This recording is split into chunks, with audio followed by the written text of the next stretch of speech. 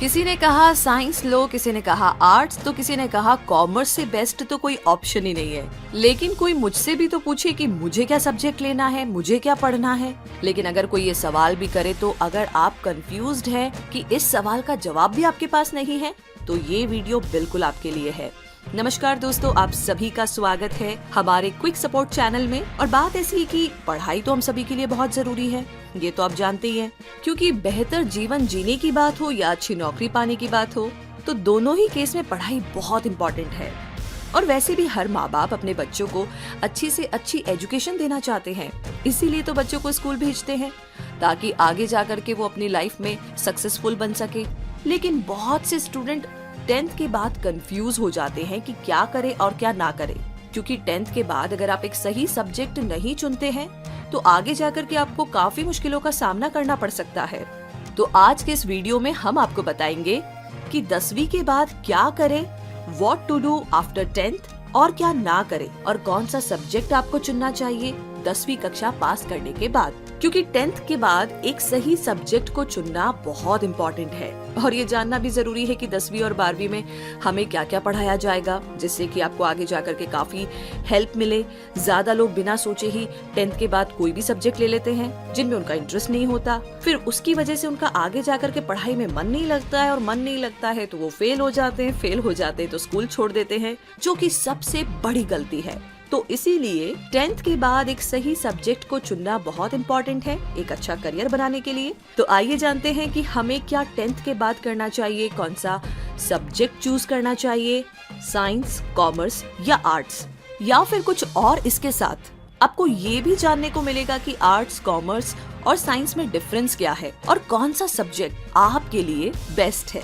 क्योंकि हमारे देश में 10वीं क्लास तक सभी स्टूडेंट्स को एक जैसा सब्जेक्ट पढ़ाया जाता है, लेकिन स्टूडेंट को अपने इंटरेस्ट के हिसाब से या फिर आगे जाकर के 12वीं के बाद क्या करना है उसके हिसाब से सब्जेक्ट को चूज करना होता है।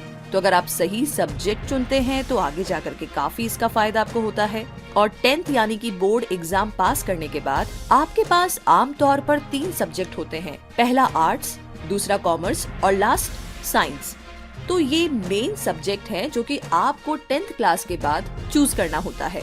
तो आइए जानते हैं इन सब्जेक्ट्स के बारे में। पहला है 10th के बाद आर्ट्स सब्जेक्ट क्यों ले। 10वीं पास करने के बाद सबसे पहला सब्जेक्ट जो आता है वो है आर्ट्स। ये सब्जेक्ट वो बच्चे लेते हैं जिनके 10वीं बोर्ड एग्जाम में कम मार्क्स आते हैं। 50% लोगों के मन में ये वहम है कि आर्ट्स लेने से आगे जिंदगी में कुछ भी स्कोप नहीं है, इस सब्जेक्ट को लेने से कोई फायदा नहीं है। लेकिन ऐसा बिल्कुल नहीं है। इस सब्जेक्ट को अगर आप अच्छे से पढ़ते हैं तो आगे जाकर के आप एक अच्छे पॉलिटिशियन, वकील, कोर्ट जज बन सकते हैं। इसके अलावा आप हिंदी, संस्कृत के प्रोफेसर भी बन सकते हैं।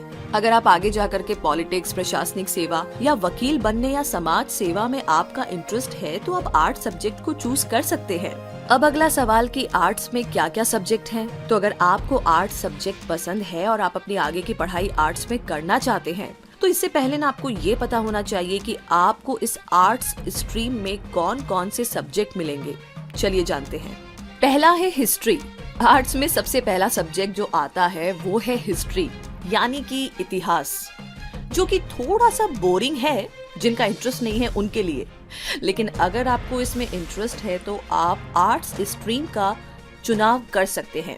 इसमें आपको पुराने समय के बारे में ज्यादा से ज्यादा नॉलेज मिलेगी और बहुत मजा भी आएगा। दूसरा है इंग्लिश। इस सब्जेक्ट में आपको इंग्लिश ग्रामर सिखाई जाती है, लिटरेचर है, बहुत सारी और भी चीजें। तो अगर आप अपनी इंग्लिश को इम्प्रूव करना चाहते हैं और साथ ही इस फील्ड में और आगे बढ़ना चाहते हैं तो आप इस सब्जेक्ट को चूज कर सकते हैं। तीसरा है ज्योग्राफी, जिसे हम भूगोल भी कहते हैं, और इसमें आपको पृथ्वी के बारे में ज्यादा जानकारी मिलेगी, जैसे कि भूकंप कैसे आता है, सुनामी इत्यादि। साइकोलॉजी, इस सब्जेक्ट के अंदर आपको मनुष्य के दिमाग और उसके बिहेवियर के बारे में काफी सारे रोचक तथ्य और काफी सारी स्टडीज जानने को मिलेगी।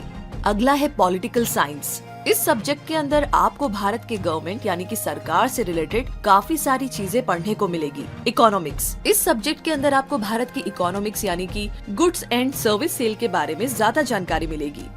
संस्कृत, इस सब्जेक्ट में आपको संस्कृत भाषा सीखने को मिलेगी अगर आप संस्कृत भाषा सीखना चाहते हैं तो। अगला है सोशियोलॉजी। इस सब्जेक्ट के अंदर आपको सोसाइटी से रिलेटेड यानी कि समाज सेवा के बारे में काफी कुछ पढ़ाया जाएगा। अगला है फिलोसफी। इस सब्जेक्ट के अंदर आपको इंसान के बारे में बताया जाएगा कि लोग क्या सोचते हैं, कैसे स्ट्रेस फ्री रहे, कैसे खुश रहे, बहुत सारी और भी चीजें। तो ये सब आप समझ सकते हैं अगर आपने फिलोसफी की पढ़ाई की है तो ये तो थी आर्ट सब्जेक्ट की बात। और आगे 10th के बाद कॉमर्स सब्जेक्ट क्यों ले और क्या क्या करना चाहिए, तो आइए इस बारे में जानते हैं। आर्ट्स के बाद में जो दूसरा सब्जेक्ट आता है 10th पास करने के बाद, वो है कॉमर्स। इस सब्जेक्ट को आर्ट्स के मुकाबले में थोड़ी सी ज्यादा इम्पोर्टेंस दी जाती है। ऐसा इसलिए क्योंकि इस सब्जेक्ट को लेने के लिए आपको 10th क्लास में 60% के करीब होने चाहिए, तभी कुछ स्कूल आपको ये सब्जेक्ट देते हैं। और अगर आपको बैंकिंग में इंटरेस्ट है या फिर आप सीए बनना चाहते हैं या फिर आगे जाकर के कंप्यूटर की पढ़ाई करनी है, तो ये सब्जेक्ट आपके लिए बेस्ट है। इस सब्जेक्ट से आप बैंक में मैनेजर, अकाउंटेंट इत्यादि बन सकते हैं। तो अगर आप इन सब में रुचि रखते हैं, इंटरेस्ट रखते हैं, तो आप इस सब्जेक्ट का चुनाव कर सकते हैं। कॉमर्स में कौन कौन से सब्जेक्ट होते हैं, आइए जानते हैं। अगर आपको कॉमर्स स्ट्रीम को चुनना है तो इससे पहले आपको कुछ बातें पता होनी चाहिए कि आपको इसमें कौन कौन से सब्जेक्ट पढ़ाए जाएंगे। ये जानना बहुत जरूरी है आपके लिए। आइए जानते हैं। पहला है अकाउंटेंसी। इस सब्जेक्ट के अंदर आपको हिसाब किताब सिखाया जाता है, जैसे कि बिजनेस, बैंक में पैसा जमा करना और निकालना आदि। इकोनॉमिक्स। इस सब्जेक्ट के अंदर आपको भारत की इकोनॉमिक्स यानी कि गुड्स एंड सर्विसेज और सेल के बारे में ज्यादा जानने को मिलेगा।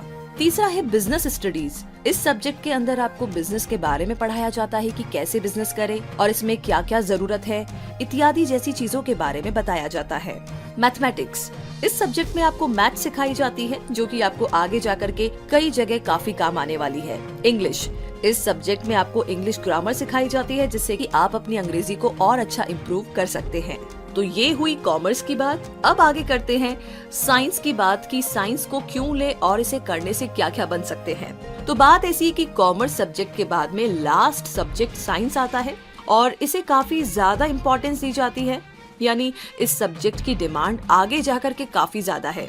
ये सब्जेक्ट वही बच्चे लेते हैं जो पढ़ाई में ज्यादा इंटेलिजेंट होते हैं, क्योंकि ये सब्जेक्ट पढ़ना थोड़ा मुश्किल है।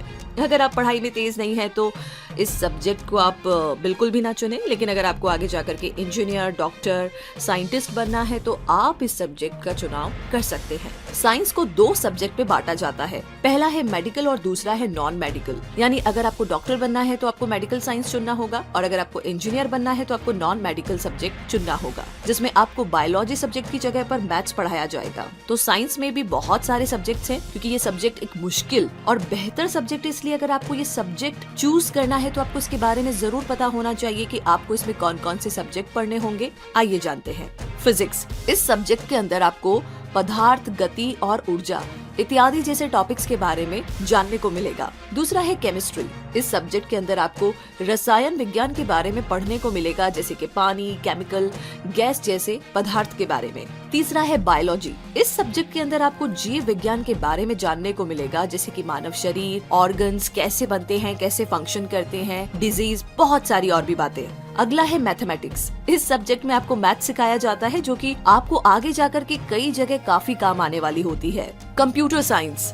इस सब्जेक्ट के अंदर आपको कंप्यूटर के बारे में पढ़ाया जाएगा कि कंप्यूटर क्या है, सॉफ्टवेयर कैसे बनते हैं, इंटरनेट इत्यादि। अगला है बायोटेक्नोलॉजी।